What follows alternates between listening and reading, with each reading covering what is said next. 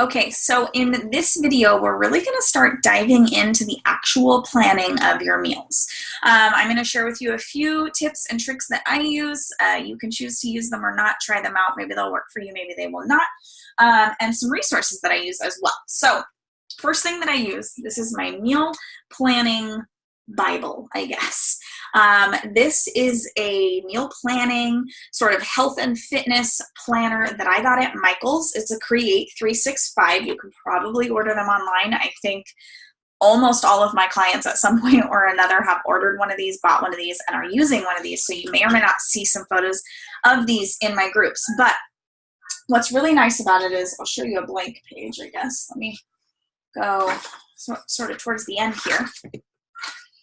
So what's really cool about it is that there's a weekly food and exercise log. So I use this entire top portion for my food. You can log your exercises here and your water down here. And that's pretty much all that's in this calendar. It's just multiple days of that. There is a monthly sort of view here that is totally blank, which is really nice. Like you can write the month and the numbers. So I don't really use it so much for that. But what's really nice is I've been using this for a very long time. And so if you're somebody who doesn't love meal planning, and since you're new to it, you probably don't love it, you may or may not want to recreate the wheel every week. And so by using this planner, I can really just go back to prior weeks and look and see, that was a pretty good week. I think I'll just go with that, right? And then I don't have to replan everything. My meals my containers are probably exactly the same. So I can just follow that meal plan again. So here's an example of a week that I had already done. And I'm gonna point out a few things for you here. So down here in this bottom little area, I put in the container amounts that I get. So at this time, gosh, complete country heat, so I must have been doing country heat this week. My container amounts that I got, my allotted containers, was 4 reds. So I had 4 little red dots there. 2 yellows, 3 greens, 1 orange, 2 purples, 1 blue, and 3 teaspoons. So why I did that was throughout the day, I could go ahead and cross those off. I could also, while I was planning, go ahead and cross those off, right? Knowing, okay, I already planned for this many reds or this many purples or this many greens to make sure that I was fulfilling my container quota, okay? So those are 2 resources that I like to do. And then when I went through and I planned my meals, I used the colored marker based on what container I was going to be using. So you can see I have red and purple, some greens, another purple, some teaspoons, and then a lot of my veggies are sort of spread out throughout the day. So planner, color coding, having a visual of the number of containers that you get throughout the day.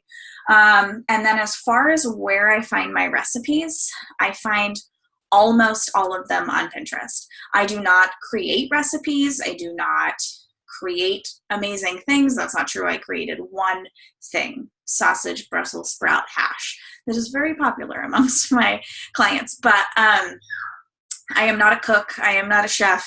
I just do what the thing says, sort of. It's more of a suggestion than a rule. But I find almost everything on Pinterest. So when we dive into planning, I really highly recommend, unless you're doing this solo, right?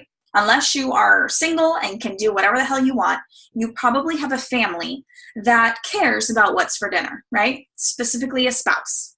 So I start with dinner across the board. I always start with dinner, okay? That's because my husband has an opinion. My daughter may or may not have an opinion. My son doesn't eat anything, so he doesn't really matter. But that's a meal that we share as a family. And so they have opinions about it. My lunch, my snacks, my breakfast, they're all mine. I can do whatever I want with them. But dinner matters to the family. So that's where I start. Plus, dinner typically takes the majority of containers, right? If you want to have this big elaborate dinner, it's going to take a lot of different colors, which means you're not going to necessarily have those containers to have earlier on in the day. And you can totally make that work when you start with dinner. But when you fulfill all of your containers throughout the day and then you get to dinner and all you have is like a blue and a purple and all you can eat is cheese and fruit, That makes for like a weird dinner, right? So I always start with dinner first. So that's tip number one, start with dinner. If you are a Shakeology drinker, right? Easiest meal to plan in the world. Breakfast, I have Shakeology every morning. It's a red container and I blend it with a half of a banana, which is a purple container. So it is a red and a purple every day. Across the board, breakfast, done. I recommend when you're planning to plan snacks that you're willing to eat, things that you're going to be not necessarily excited to eat, but that are going to fill you up and that you're going to be okay with eating. For example, if you don't like celery, please do not plan to eat celery as your snack for the entire week, because you're going to eat it once, you're going to force yourself to eat it twice, and then on the third day, you're like, nah, I cannot celery again. And that's valid, right? Celery is disgusting. So plan something that you're going to be okay with eating. Find a snack that you're going to be excited about. I have 2 boiled eggs every day for snack. I love my boiled eggs. I don't ever get tired of my boiled eggs. They're super fast to prep. They're super quick to eat. I can eat them on the go. They're just easy for me. But if you don't like eggs, don't plan to have eggs as a snack. Do a simple search on Pinterest. Red container snacks, green container snacks, 21-day fix or portion fix snack ideas. There are so many out there. Choose one that you're going to be excited about. After you've done dinner and you've done breakfast and you've figured out your snacks, that's when I do lunch. Or you can do it in whatever order you want. Do dinner first, then do lunch, then do breakfast, then do snacks. It's probably easiest for people to do snacks the last thing so that you're just sort of filling in the gaps, but it's entirely up to you and you may or may not have to play with it. So those are my tips for this video. Next video, we're going to dive in and I'm going to show you exactly how I plan a full day. If you guys have questions, always post it in the group.